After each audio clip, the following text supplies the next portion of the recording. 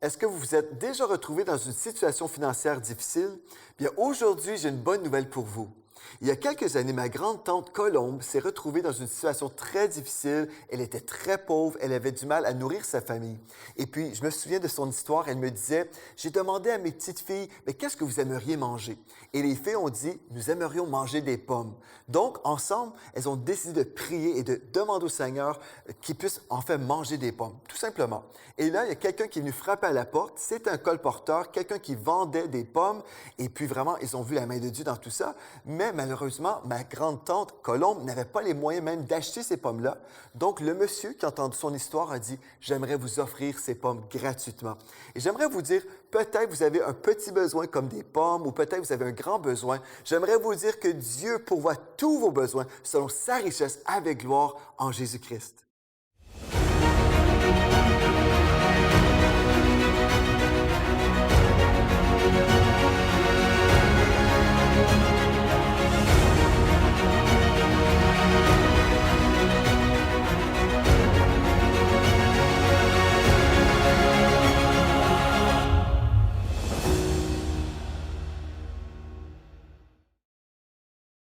Bonjour, ici le pasteur Joël. Bienvenue à l'émission Parole de foi. Quelle joie d'être là avec vous aujourd'hui pour vous annoncer une bonne nouvelle. Il y a une provision divine pour vous aujourd'hui. Peu importe votre besoin, je crois dans celui qui a tout accompli à la croix aujourd'hui pour vous. Alléluia. Et puis, vous pouvez vous positionner dans la foi afin de recevoir la provision de Dieu dans votre situation, dans votre besoin précis. N'est-ce pas merveilleux de savoir que Jésus a tout accompli à la croix pour nous? Ceci dit, gloire à Dieu. Moi, je peux me réjouir parce que le Seigneur a vraiment accompli des choses merveilleuses pour nous, mais malheureusement, plusieurs personnes dans le corps de Christ ont du mal à croire dans la provision divine parce qu'ils ont cru un mensonge. Ils ont cru la tradition des hommes plutôt que la parole de Dieu. Aujourd'hui, on va prendre la décision ensemble. On va prier premièrement pendant cette émission. Au tout début, on va prier, on va s'accorder dans la foi, qu'on va rendre toutes nos pensées captives à l'obéissance de Christ afin de recevoir la révélation de Dieu, la connaissance révélée par le Saint-Esprit afin d'aller de gloire en gloire dans notre expérience chrétienne, afin qu'on puisse vraiment discerner la volonté de Dieu, ce qui est bon, agréable et parfait pour nous. Amen. Est-ce que vous êtes prêts? Donc, Père éternel, je viens devant toi aujourd'hui et je te remercie pour le privilège que nous avons d'avoir ta parole qui dit toujours la vérité. Et aujourd'hui, nous prenons la décision, nous allons croire ta parole, Seigneur. Nous allons croire ta parole. Et on te remercie pour cette révélation que nous recevons maintenant et la délivrance et la provision que nous recevons également aujourd'hui même dans le nom de Jésus. Amen et Amen. Gloire à Dieu. Venez avec moi dans Matthieu chapitre 6 au verset 26. Aujourd'hui, j'aimerais vous parler de la provision de Dieu et comment vous êtes précieux pour Dieu. Dieu vous aime avec un amour éternel. Il a une provision spécialement conçue pour vous. Dans Matthieu 6, verset 26, nous lisons « Voyez ces oiseaux qui volent dans le ciel, ils ne sèment ni ne moissonnent, ils n'amassent pas de provisions dans des greniers et votre Père céleste les nourrit. N'avez-vous pas bien plus de valeur qu'eux? » Donc ici, c'est le Seigneur Jésus qui posait la question et certainement, nous avons plus de valeur que les oiseaux du ciel. Nous sommes les enfants de Dieu. Si nous avons reçu le Seigneur Jésus dans notre vie, nous sommes véritablement des enfants de Dieu et nous faisons partie de la famille royale de Dieu. Donc Dieu prend soin de ses enfants. Mais malheureusement, souvent, Dieu veut nous bénir où il y a cette provision qui est là, mais on empêche la provision de venir parce que nous avons cru des traditions, des pensées humaines qui nous bloquent dans notre foi. Aujourd'hui, on va vraiment supprimer ces traditions humaines et nous allons croire la parole de Dieu. Est-ce que vous êtes prêts à venir avec moi dans la parole? Bien, gloire à Dieu. On va aujourd'hui identifier deux mythes, deux mensonges qu'on retrouve souvent dans le corps de Christ. Le premier mensonge, c'est ceci. Dieu est totalement indifférent en ce qui concerne les finances du croyant. En fait, il y a plusieurs chrétiens qui pensent que Dieu est vraiment indifférent et que cette dimension de la vie n'est pas vraiment importante pour Dieu. Plusieurs pensent, bien, Dieu est concerné par notre esprit, notre âme, mais les finances, non, ces choses-là ne sont pas importantes pour Dieu. Un deuxième mythe, c'est que Dieu n'a rien dit à ce sujet. Voilà deux mythes. Dieu n'a rien dit à ce sujet. Est-ce que c'est vrai? Bien, si c'était vrai, on pourrait dire, bon, voilà, on va s'intéresser uniquement aux choses spirituelles, mais lorsqu'on comprend que Dieu a beaucoup, beaucoup parlé dans sa parole, surtout dans le Nouveau Testament, nous voyons en fait que si Dieu a pris la peine de nous enseigner ces choses, on devrait s'exposer à la parole de Dieu et croire la parole de Dieu afin de l'expérimenter. Amen. Donc, une autre chose importante avant d'aller plus loin, je veux vous parler d'un auteur qui s'appelle Craig Hill. Dans son livre concernant les finances, il a mentionné ceci, et je trouve que c'est un statistique quand même intéressant.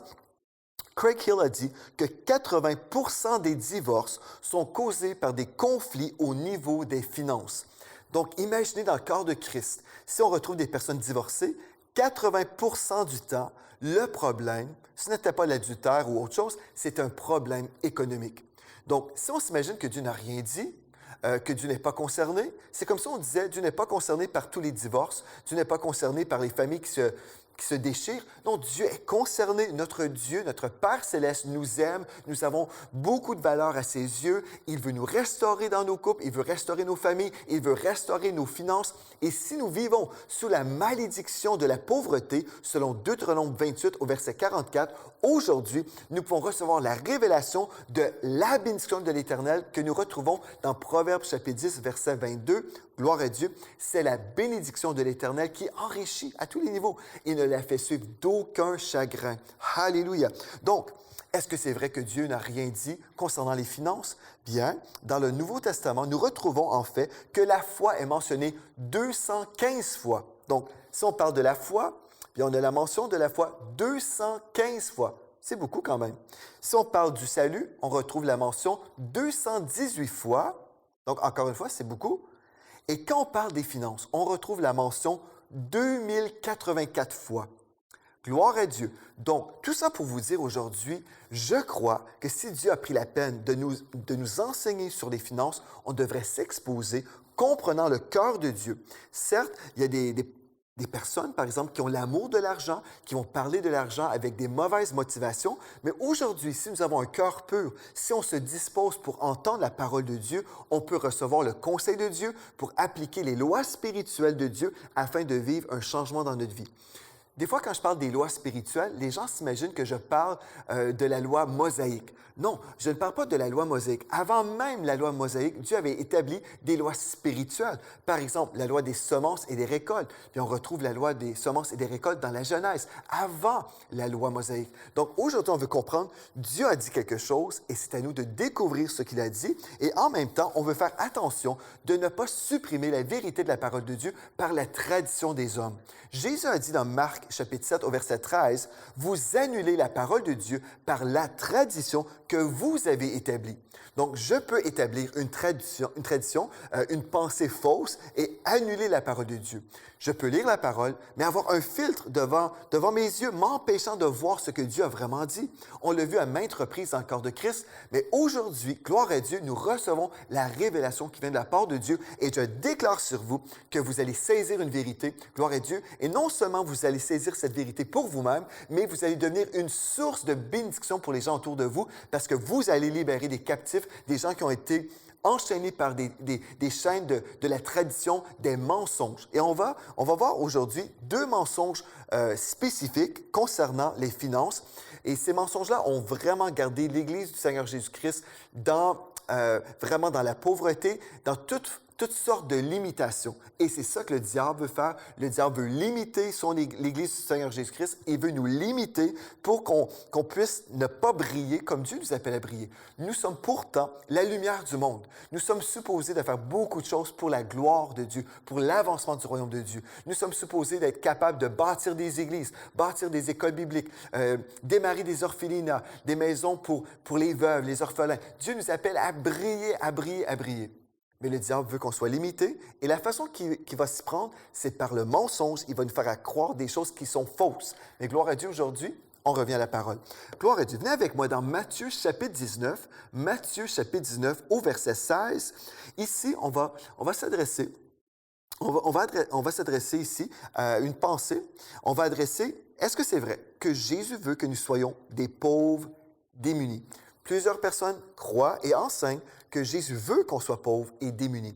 Et des fois, on va dire bien, non, Jésus ne voulait pas vraiment ça, mais Dieu ne veut pas qu'on soit vraiment dans l'abondance parce que là, bref, il y a toutes sortes de raisons. J'ai entendu toutes sortes de raisons. Mais en fait, on va voir un texte ici qui a été souvent utilisé pour nous enseigner en fait que Dieu était contre les biens matériels. On va voir ensemble ici quelle était la pensée du Seigneur Jésus-Christ lorsqu'il a parlé au jeune homme riche. Vous connaissez peut-être déjà l'histoire. Dans Matthieu 19, nous retrouvons ce texte qui nous dit « Voici un homme s'approcha et dit à Jésus, « Maître, que dois-je faire que dois-je faire de bon pour avoir la vie éternelle? » Donc, c'est une bonne question légitime. Et au verset 21, Jésus lui dit, « Si tu veux être parfait, vends ce que tu possèdes, donne-le aux pauvres et tu auras un trésor dans le ciel, puis viens et suis-moi. » Donc, Jésus lui a dit, juste pour vous rappeler ici, Jésus lui dit, vends ce que tu possèdes et donne aux pauvres et tu auras un trésor dans le ciel. Donc, à partir de ce verset-là, plusieurs personnes ont dit, voilà, pour plaire à Dieu, on doit se défaire de tous nos biens matériels. On doit se défaire de tout ça. On doit vendre nos choses et bref, on va vendre nos choses et donner l'argent aux pauvres. Et puis voilà, ça c'est louable et c'est ça que Dieu veut, puisque c'est ça que Jésus a dit. En plus, il a dit, puis viens et suis-moi. Donc ça, c'est ce que Dieu veut pour nous. Est-ce que c'est bien de prendre soin des pauvres? Certainement, c'est bien de vendre nos choses si Dieu nous dirige ainsi. C'est bien de vendre des choses et de donner de l'argent aux pauvres. Gloire à Dieu. Nous croyons dans les bonnes œuvres humanitaires. Absolument. Nous avons Franco-Mission Internationale, comme vous savez, ceux qui suivent l'Église de la Victoire depuis un certain moment. Vous pouvez aller voir sur notre page YouTube, églisedelavictoire.com, et vous verrez les choses concernant l'orphelinat, les missions qu'on a dans certains pays. Gloire à Dieu. Nous sommes d'accord que nous voulons bénir les gens autour de nous et nous voulons prendre soin des pauvres, les orphelins, les veuves. Tout ça, nous sommes d'accord. Mais est-ce que c'est ça que Jésus est en train d'enseigner ici? Non, pas du tout. On va continuer dans le texte et nous allons voir vraiment quelle était la pensée du Seigneur Jésus. Au verset 22, « Après avoir entendu ces paroles, le jeune homme s'en alla tout triste, car il avait de grands biens. Jésus dit à ses disciples, « Je vous le dis en vérité, un riche entrera difficilement, remarquez le mot difficilement, le texte ne dit pas un riche n'entrera pas au ciel, mais le texte nous dit un riche entrera difficilement dans le royaume des cieux. Je vous le dis encore, il est plus facile à un chameau de passer par le trou d'une aiguille qu'à un riche d'entrer dans le royaume de Dieu. Comprenez ceci, frères et sœurs. OK, ce jeune homme-là arrive devant le Seigneur Jésus, il est riche, et là, il veut savoir comment faire pour entrer dans le royaume de Dieu. Et là, le Seigneur Jésus discerne dans sa vie, discerne son besoin. Il a besoin de faire de Dieu le Seigneur de sa vie. Il a besoin de faire de son Seigneur le trésor de sa vie. Remarquez là au verset 21. Je vais reprendre. « Si tu veux être parfait, vends ce que tu possèdes, donne aux pauvres, et tu auras un trésor dans le ciel, puis viens et suis-moi. » En fait, Jésus avait discerné dans ce cas particulier que son trésor, le trésor de ce jeune homme, en fait, c'était vraiment ses biens matériels plutôt que son Dieu. Donc, Jésus a discerné ça et lui a donné le conseil ou les instructions qui concernaient sa situation. Maintenant, est-ce que c'est un règlement ou une loi universelle que Jésus a établie pour toutes les personnes, pour tous les temps? Est-ce que c'est vraiment ça que Dieu veut pour nous aujourd'hui, qu'on se défasse de tous nos biens, qu'on devienne des sans-abri? J'ai déjà rencontré un frère chrétien qui m'a dit, « Pasteur Joël, moi je crois là, qu'on ne devrait pas avoir des maisons, on ne devrait pas avoir ces choses-là, les biens matériels, je crois que ça déplaît à Dieu. Et puis même, j'écoutais son discours et ce n'était pas cohérent parce que cette personne habitait dans une maison, avait un lit, un toit au-dessus de sa tête. Bref, son discours ne correspondait pas en fait à sa vie. Vous comprenez? Donc des fois, on peut avoir une vie et puis on a un discours et puis ce n'était pas cohérent. Nous voulons être cohérents. Amen. Et si c'est vrai, si c'est vraiment ça que Dieu dit, bien, on devrait le faire. Mais ce n'est pas ça que Jésus est en train d'enseigner ici. On va reprendre le texte qui nous dit, bon, si tu veux être parfait, va vendre ce que tu possèdes, donne-le aux pauvres, et tu auras un trésor dans le ciel, puis viens, suis-moi. Et là, remarquez bien, le jeune homme a quitté tout attristé. Pourquoi? Parce qu'il avait de grands biens, ce qui prouve qu'il préférait ses biens plutôt que son Dieu. Et là, quand Jésus a dit que les riches vont entrer difficilement dans le royaume des cieux, Remarquez maintenant au verset 25, les disciples ayant entendu cela furent très étonnés et dirent, qui peut donc être sauvé? Qui peut donc être sauvé? Maintenant, je veux vous mettre à la place de ces gens-là. Je vous invite à vous mettre à la place des disciples du Seigneur Jésus. Ils étaient là, des Juifs, comprenez ceci, les disciples du Seigneur Jésus étaient Juifs, OK? Ils avaient grandi dans la synagogue, ils avaient entendu parler d'Abraham, Isaac, Jacob, le roi David, le roi Salomon, Job, par exemple. Ils connaissaient tous ces récits, toutes ces histoires de l'Ancien Testament concernant la bénédiction de l'Éternel qui s'installait sur des vies. Par exemple, ils connaissaient certainement Deutéronome 28. Les premiers 14 versets nous parlent de la bénédiction de l'Éternel et les autres versets jusqu'à la fin nous parlent de la malédiction. Et si on marchait dans l'obéissance, voilà, Dieu promettait la bénédiction. Et si on marchait dans la désobéissance, on marchait dans la malédiction. Donc, pour eux, ils avaient compris depuis toujours que s'ils marchaient dans l'obéissance, Dieu bénissait. Et puis, tous les patriarches étaient bénis. Donc là, lorsque Jésus a dit que c'est difficile à un riche d'entrer dans le royaume des cieux, pour eux, c'était vraiment révolutionnaire. Et puis, le texte nous dit, ils furent très étonnés. Pourquoi? C'est normal pour eux d'être étonnés parce que ce que Jésus disait concernant une personne semblait vraiment contredire tout ce qu'ils avaient déjà compris. Et là, si on pense, par exemple, juste à un des patriarches, on pense à Isaac. Dans Genèse 26, verset 13, nous lisons, « Cet homme devint riche, il s'enrichit de plus en plus jusqu'à ce qu'il devienne très riche ou fort riche. » Donc, imaginez-vous, si vous étiez un disciple du Seigneur Jésus, en écoutant tout ça, vous seriez peut-être aussi très étonné. Mais Jésus ici s'adressait à un besoin précis, dans un cas précis, et ce n'était pas une loi universelle que tous les enfants de Dieu, dorénavant, devraient être des pauvres mendiants dans les rues des sans-abri. Donc, si j'arrive à supprimer ça, cette croyance erronée qui a fait en sorte que plusieurs personnes ont cru que la pauvreté égalait la sainteté, bien, on va pouvoir avancer.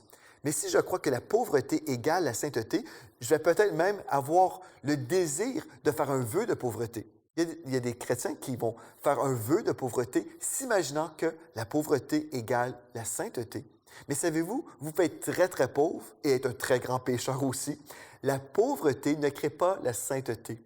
Ce qui crée la sainteté, c'est la sanctification. C'est le fait de venir à Jésus-Christ, être pardonné de tous nos péchés, être lavé dans le sang de l'agneau, oui, lavé dans le sang que Jésus a versé pour nous à la croix. On déclare de notre bouche notre foi en Jésus-Christ et c'est alors qu'on peut être totalement pardonné et devenir un saint. Gloire à Dieu, et devenir justifié. Alléluia. Et je veux vous encourager, si vous ne connaissez pas le sujet de la justification, j'ai fait une série sur la chaîne YouTube de l'Église de la Victoire. Écoutez la série sur « Tu es justifié » et découvrez qui vous êtes devenu en Jésus-Christ. Tout ça pour dire, la pauvreté ne vous rendra jamais saint. Amen, c'est Jésus qui nous rend saint.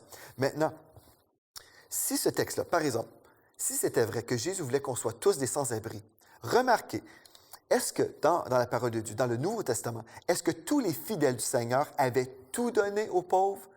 Est-ce qu'ils vivaient dans des maisons? Bien, dans Jean chapitre 11, nous retrouvons Lazare qui avait une maison et qui suivait Jésus. Jésus avait Lazare dans sa vie, comme vous connaissez déjà. Jésus a ressuscité Lazare d'entre les morts. Et pourtant, Jésus n'a jamais grondé Lazare, lui disant, « Mais tu as une maison, tu n'as pas à avoir une maison, tu devrais être un sans-abri, comme moi, par exemple. » Mais non, ce n'est pas cohérent de dire que Jésus voulait qu'on soit tous des sans-abri. Luc 10, 40, Marthe était occupée à divers soins domestiques. Ici, on parle, elle faisait du ménage, elle était préoccupée à faire des choses dans la maison. Donc, forcément, elle avait une maison. Matthieu 26, verset 6 nous dit, Jésus se trouvait à Béthanie, dans la maison de Simon le lépreux. Donc, Simon le lépreux avait une maison. Ces gens suivaient Jésus, pourtant, ils avaient des biens matériels, ils avaient des maisons. Donc, vous dites, mais Pasteur Joël, il n'y a personne qui dit ça, qu'on ne devrait pas avoir une maison. Nous sommes juste contre les excès. En fait, frères et sœurs, écoutez, c'est vrai que la majorité ne diront pas que Dieu ne veut pas qu'on soit logé. OK? C'est vrai, la majorité ne diront pas ça. Mais à partir de ce mensonge, il y a toutes sortes de doctrines qui ont été créées. Aujourd'hui, on veut juste annuler cette doctrine qui n'est pas biblique, qui n'est pas du tout biblique. On veut dire non, Dieu n'est pas contre le fait qu'on habite dans une maison. Dieu ne veut pas qu'on soit un sans-abri. Dieu veut pourvoir à tous nos besoins selon sa richesse, avec gloire, en Jésus-Christ. Et si je reçois de Dieu, je peux devenir une source de bénédiction pour les gens dans mon entourage et même au-delà de mon entourage. Dieu peut faire de moi une source de bénédiction autour de moi. En fait, le problème de ce jeune homme, c'était l'amour de l'argent. Pas l'argent en soi, c'était son amour de l'argent. Et dans 1 Timothée chapitre 6 au verset 10, nous découvrons en fait que l'amour de l'argent est la racine de tous les maux. Maintenant, on va attaquer un autre mensonge. Dans Luc 9, verset 58, Jésus a dit ici, je lui répondis, les renards ont des tanières et les oiseaux du ciel ont des nids. Mais le Fils de l'homme, en parlant de lui-même, mais le Fils de l'homme n'a pas un lieu où il puisse reposer sa tête. Jésus a dit, le Fils de l'homme, je n'ai pas un lieu où je peux dormir cette nuit-là. Donc, pas un lieu où il puisse reposer sa tête. Certains ont pris ce texte-là pour dire, et j'ai vu dans un commentaire biblique, en fait, quelqu'un disait que Jésus était lui-même un démuni, un sans-abri, un SDF, à partir de ce verset-là. Est-ce que c'est ça que Jésus est en train de dire? Je suis un pauvre, sans-abri, et puis, au final, suivez-moi, soyez comme moi. Ce n'est pas ce que Jésus enseignait du tout. On va voir dans le contexte, on va aller juste quelques versets plus haut, au verset 51 maintenant. On va découvrir ici le contexte de ce passage. Lorsque le temps s'approcha, où Jésus devait être enlevé de ce monde, il décida de manière résolue de se rendre à Jérusalem. Il envoya devant lui des messagers. En cours de route, ils entrèrent dans un village de la Samarie pour lui préparer un logement. OK, avant d'aller plus loin, je veux juste vous dire ici, vous aider à comprendre, premièrement, que Jésus était un Juif. OK? Donc, Jésus était juif et la ville de Jérusalem, la cité de David, c'était une ville juive également. Donc, Jésus s'apprêtait à aller à Jérusalem. Il se dirigeait, il était dans un voyage vers Jérusalem. Lui, un Juif, comprenez aussi ceci, que la Samarie avait des Samaritains qui détestaient les Juifs et les Juifs détestaient les Samaritains. Donc, il y avait un conflit racial. Il y avait vraiment un conflit racial entre les Samaritains et les Juifs. Ces deux groupes-là se détestaient. Quand Jésus voulait aller à Jérusalem, il devait passer par la Samarie. C'est ça qu'on vient de voir. Il a envoyé devant lui des messagers pour lui préparer un logement. Mais au verset 53, mais les Samaritains lui refusèrent l'hospitalité. Remarquez bien, les Samaritains lui refusèrent l'hospitalité parce qu'il se rendait à Jérusalem. Remarquez bien. Donc, le texte ne dit pas que les Samaritains lui refusèrent l'hospitalité parce qu'il n'avait pas les moyens de se louer une chambre d'hôtel ou parce qu'il était tellement pauvre, il devait dormir à la Belle Étoile. Le texte ne dit pas ça. Le texte dit « parce qu'il se rendait à Jérusalem ». C'est-à-dire, les Samaritains discernaient ici, c'est un Juif qui arrive là. Un Juif veut se rendre à Jérusalem. Non, on refuse d'accueillir un Juif chez nous. Donc, en fait, le Seigneur Jésus a expérimenté de la discrimination raciale et religieuse. Jésus a souffert pour nous, pour vous et moi, de la discrimination raciale et même religieuse. Et des fois, on s'imagine, on pense, oui, Jésus a souffert à la croix pour payer ma dette de péché, et c'est vrai. On pense aussi au jardin de Gethsémani où Jésus a sué des grumeaux de sang, et on sait qu'il a été oppressé, il a souffert pour nous, même dans le jardin. Mais des fois, on passe à côté de cette vérité-là, que Jésus a aussi souffert de la discrimination religieuse et raciale. Comprenez ceci, frères et sœurs, Jésus a souffert pour nous. Et si vous avez déjà vécu de la discrimination raciale, par exemple, sachez que Jésus vous comprend. On lui a même refusé de l'hospitalité. Donc, maintenant, pour vous aider à comprendre, est-ce que ce texte, frères et sœurs, qui nous dit « Les renards ont des tanières et les oiseaux du ciel ont des nids, mais le Fils de l'homme n'a pas un lieu où il puisse reposer sa tête », est-ce que ce texte était une déclaration sur la situation économique du Seigneur Jésus-Christ? Non. Ce n'était pas cette déclaration, c'était en fait un fait concernant un voyage et ce soir-là en particulier, Jésus a été refusé. Tout simplement, Jésus a été discriminé. Maintenant, si on comprend tout ça, bien on va dire, OK, bien c'est faux que Jésus est un sans-abri, donc c'est aussi faux que Jésus veut qu'on soit des sans-abri. Vous comprenez? Et ça va aussi nous aider à comprendre que Jésus n'était pas maudit par la malédiction de la pauvreté, selon Deutéronome 28, verset 44. Pourquoi? Parce que pour subir la malédiction, on devait pécher, on devait désobéir à la loi. Mais Jésus a toujours honoré parfaitement la loi. Donc, il ne pouvait pas être pauvre. Jésus ne pouvait pas légalement être pauvre. Ceci dit, à la croix, Jésus s'est rendu pauvre pour nous parce qu'il a porté le péché de l'humanité. Et c'est à la croix où Jésus est devenu pauvre, il est devenu péché pour nous. Il n'a jamais commis de péché, mais il a payé la sentence des pécheurs afin qu'on soit pardonné, afin qu'on soit délivré de la maladie, qu'on soit totalement racheté de la malédiction de la loi qui implique aussi la pauvreté. Jésus a tout payé pour nous. Et comprenez ceci, quand Jésus marchait sur la terre, il était pourvu à tous les niveaux. Dans la parole, dans Luc chapitre 8, au premier verset jusqu'au troisième, nous voyons que Jésus avait des partenaires financiers. Il avait même des femmes qui soutenaient son ministère régulièrement. Il avait même un trésorier qui s'appelait Judas, et cet homme était capable d'aller piger dans les finances et voler, en fait, sans que personne reconnaisse tout ça. Peut-être Jésus le savait, mais en gros, il était assez dans l'abondance que les gens, que les disciples ne savaient pas que Judas, le trésorier, volait.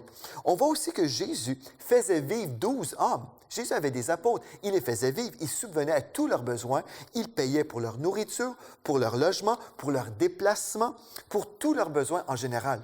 Frères et sœurs, est-ce que vous connaissez les sans-abri qui prennent soin de 12 hommes qui ont des trésoriers? Moi, je n'ai jamais rencontré une personne semblable.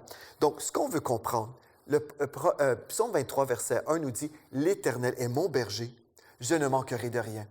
Et dans 1 Timothée 6, verset 17, l'apôtre Paul a dit à son fils spirituel Timothée, recommande aux riches du présent siècle de ne pas être orgueilleux et de ne pas mettre leur espérance dans les richesses incertaines, mais de la mettre en Dieu qui nous donne avec abondance toutes choses pour que nous en jouissions.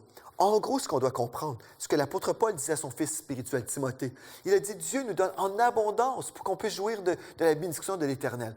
Mais ce qu'on doit faire, c'est ne pas mettre notre espérance dans ces choses-là. On ne doit pas mettre notre amour dans ces choses-là. Mais on doit aimer le Seigneur de tout notre cœur, de toute notre force, de toute notre pensée. Et si nous aimons le Seigneur de tout notre cœur, nous allons l'aimer d'une façon désintéressée. Et ceci veut dire que Dieu va pouvoir nous bénir pour qu'on puisse devenir un centre de distribution de la bénédiction, tout comme Dieu a dit à Abraham, je ferai de toi le père d'une multitude et je ferai de toi une source de bénédiction. Et nous sommes la descendance d'Abraham aujourd'hui, le père de la foi. Donc aujourd'hui, si vous êtes dans le besoin, dans le nom de Jésus, je viens annuler par le décret du nom de Jésus-Christ sur votre situation, je viens annuler vos dettes, je viens annuler la limitation. Je déclare sur votre tête la bénédiction de l'Éternel. Maintenant, recevez la délivrance de tout ce qui vous limite. Recevez par la foi la provision de Dieu maintenant dans le précieux nom de Jésus. Et je déclare sur vous vraiment une intelligence renouvelée. La tradition, là,